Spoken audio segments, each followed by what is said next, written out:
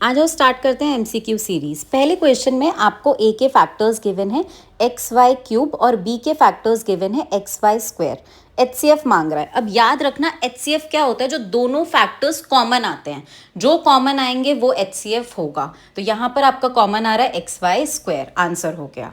Second question बहुत important है, इसमें नंबर्स का रेशो गिवन है 4:5। तो let the numbers be 4x and 5x। अब ऊपर का कॉन्सेप्ट देखो, जो कॉमन आता है वो एचसीएफ होता है ना, तो यहाँ पे एचसीएफ हो गया x, बट एचसीएफ तो हमें गिवन है 6। तो देयरफॉर हमारे नंबर्स हो गए 4 into 6 and 5 into 6, that is 24 and 30।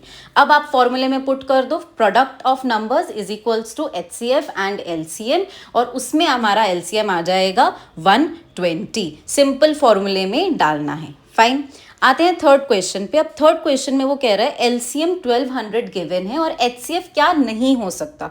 तो एक बात याद रखना, एलसीएम होता है मल्टीपल और एचसीएफ होता है फैक्टर।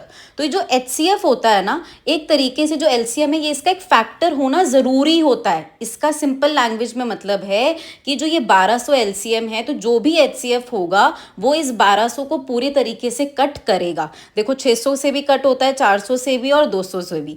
किससे कट नहीं होता? 500 से। ये थे आपके एमसीक्यूज। अभी एक फाइल बनाई है जिसमें सीबीएसई बोर्ड में आए हुए एचसीएफ एलसीएम के सारे क्वेश्चंस हैं। कमेंट कर दो पीडीएफ और आपको ये फाइल मिल जाएगी।